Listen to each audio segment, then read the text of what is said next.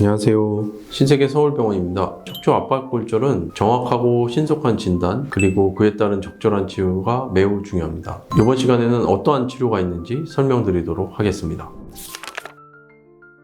엑스레이, MRI 검사를 통해서 골절 여부, 부위 확인 및 골절의 중등도를 확인하고 골절에 의한 신경 압박 여부 및 가능성에 대해서 정확한 진도를 내야 치료 방침이 결정됩니다. 또한 골다공증까지 같이 검사를 해서 골다공증 치료 여부까지 확실하게 확인해야 됩니다. 치료는 이러한 골절의 중등도, 신경 압박 여부, 골다공증 여부 등에 따라 달라지게 됩니다.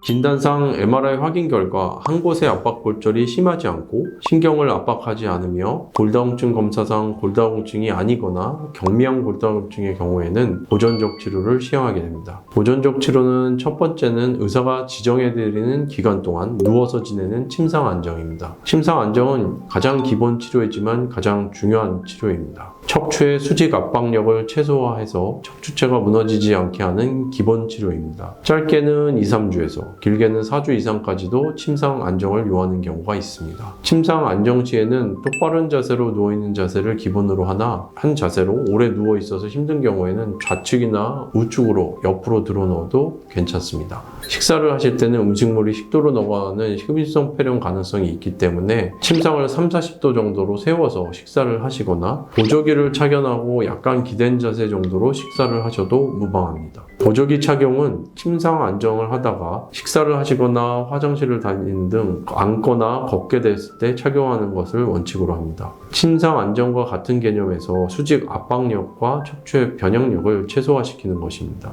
보조기는 숨을 쉬기 거북할 정도가 아닌 정도로 최대한 몸을 조여서 착용하시는 게 좋고, 보조기의 하단부는 약간 엉덩이 골반 쪽에 걸쳐서 허리가 틀어지거나 수그러지거나 하는 것을 제한할 수 있도록 착용하시는 것이 중요합니다. 보조기는 앉거나 보행 시 착용하고 침상 안정으로 누워 계실 때는 착용하지 않으셔도 됩니다. 보조기 착용은 주로 침상 안정 기간보다 최소 2-3주 이상을 더 착용하셔야 됩니다. 보존적 치료에서는 4주에서 8주 정도 의사가 지정해드리는 기간을 착용하시면 됩니다. 보조기의 종류에 대해서도 문의를 많이 주시는데, 크기는 엉덩이 상단부터 골절 부위보다 높게 착용할 수 있는 크기로 착용하셔야 됩니다. 그리고 보조기 후면에는 쇄심이나 딱딱한 것들이 서포트가 될 수 있는 것이 있어야 돼서 허리 움직임을 최소화할 수 있는 보조기를 사용하셔야 됩니다. 보조기 착용이 많이 불편해 하시기는 하는데 골절의 진행을 막기 위한 최소한의 치료이므로 불편을 감수하시고 잘 착용하는 것이 매우 중요합니다.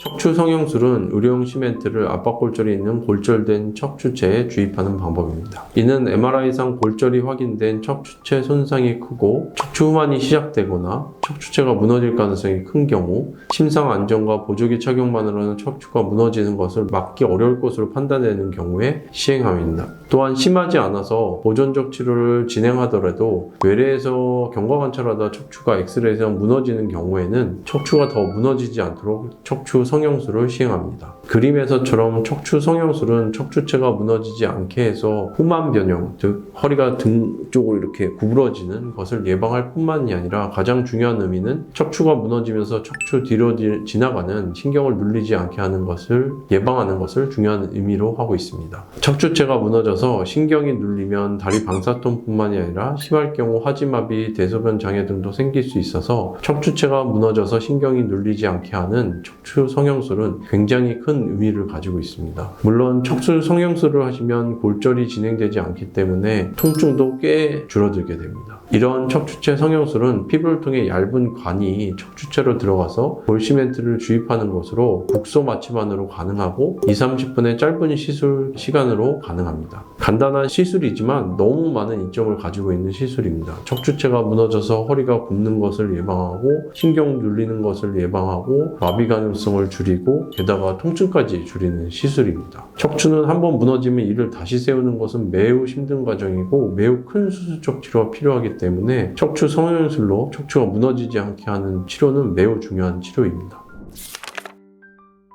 골절된 척추에 신경이 눌린 상태로 오신 환자분들은 이미 척추가 무너져서 신경을 압박하기 때문에 더 무너지지 않게 하는 것만으로는 부족합니다. 즉, 더 무너지지 않게 척추 성형술도 필요하지만 이미 눌려버린 신경을 풀어주는 감압술도 필요합니다. 척추 성형술과 신경을 풀게 한 내시경 감압술을 하는 경우도 있으며, 그림에서처럼 노란색 화살표가 척추가 골절되어 신경을 누르는 환자분 같은 경우에는 관혈적으로 피부 절개를 하고 신경이 눌린 부의 뼈를 일부 제거하고 나사 등을 이용해서 척추가 무너지지 않게 고정까지 해야 하는 경우도 있습니다. 척추 성형술 시술과 수술 후에도 침상 안정기간과 보조기 착용기간이 필요합니다. 기간은 시술, 수술 종류에 따라 상이하므로 의사가 지정하는 기간 동안 수술 후 침상 안정기간과 보조기 착용기간도 잘 지켜주셔야 됩니다.